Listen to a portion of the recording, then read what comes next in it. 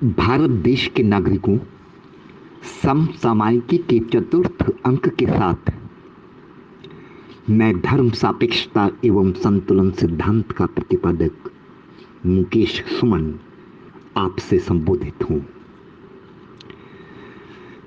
सर्वप्रथम आपकी और अपनी ओर से उड़ीसा में घटित अब तक शताब्दी की सबसे भीषण तथा हृदय विदारक दुर्घटना में दिवंगत व्यक्तियों को श्रद्धांजलि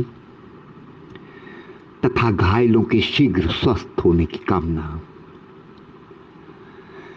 सबसे अधिक निराशाजनक तथ्य यह है कि अभी तक दुर्घटना के कारणों का पता क्यों नहीं चला।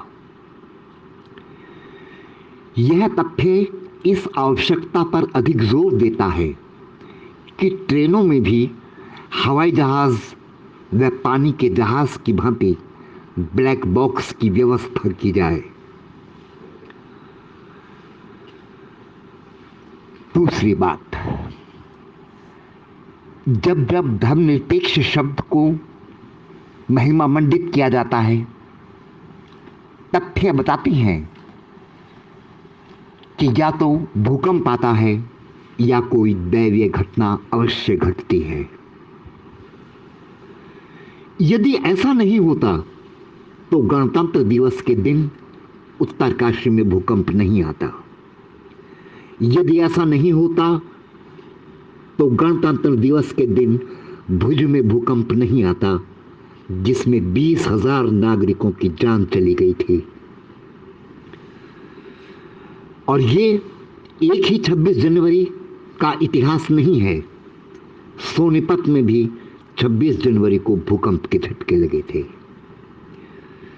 यह स्थिति तब है जब मैं हर बार 26 जनवरी को दैवीय आपदाओं से विश्व की रक्षा के लिए विशेष पूजा करता हूं। मैं फिर जोर देकर कह रहा हूं कि जब तक राष्ट्र की सर्वोच्च मान्यता प्राप्त पुस्तक संविधान में धर्मनिरपेक्ष जैसा अवैज्ञानिक तथा अधार्मिक शब्द है, कुछ नहीं पता कब कहां क्या दैवीय घटना घट जाए। धर्मनिरपेक्ष अर्थात सेकुलर शब्द को संविधान सभा ने अस्वीकार कर दिया था। धर्मनिरपेक्ष शब्द अधार्मिक ही नहीं, अवैज्ञानिक भी है, जबकि धर्म सापेक्ष शब्द वैज्ञानिक ही नहीं, देश के नागरिकों को दीन धर्म से जुड़ने की ओर प्रवृत्त करने का कार्य करता है। संतुलित बुद्धि से कार्य करने की प्रेरणा देगा। धर्म सापेक्षता एवं संतुलन सिद्धांत बौद्धिक संतुलन से लेकर वाहनों की स्टीयरिंग और हैंडल तक पर सकारात्मक प्रभाव डालेगा। धर्मनिरपेक्ष शब्द जहां होगा वहां असंतुलन स्वाभाविक है। नागरिकों की धार्मिक स्वतंत्रताएं आप छीन नहीं सकते, किंतु आप उनके दोष दूर कर सकते हैं। जैसे आपने सती प्रथा व 3 तलाक प्रथाओं को दूर किया। अब हम एक दूसरी बड़ी घटना पर प्रकाश डालते हैं, और वह है नई संसद का निर्माण। सबसे पहले तो कम समय में इतने बड़े निर्माण के लिए एडमिनिस्ट्रेशन बधाई का पात्र है। दूसरा तथ्य है, नई पीढ़ी को सिंगोल की ऐतिहासिक जानकारी प्राप्त हुई है। यह एक दुर्भाग्यपूर्ण तथ्य है कि सिंगोल को आनंद भवन में जवाहरलाल नेहरू की छड़ी के रूप में दर्शाया गया था, जबकि वह एक लोकतांत्रिक देश के सत्ता परिवर्तन का प्रतीक है। प्रधानमंत्री ने उसे अपने पास नहीं रखा। वरन उसे लोकसभा अध्यक्ष के आसन के निकट स्थापित किया। कोई दल जब सत्ता में नहीं होता तब वह कुछ और होता है, और जब सत्ता में आ जाता है तब कुछ और हो जाता है।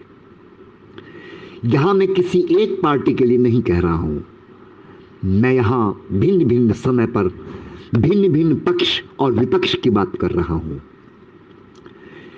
यह सर्कल टूटना चाहिए, लोकतंत्र का यह मंदिर गरिमामयी बने। अभी तक पक्ष की हर बात का विरोध हुआ है, किंतु जहां विरोध होना चाहिए था वहां नहीं हुआ।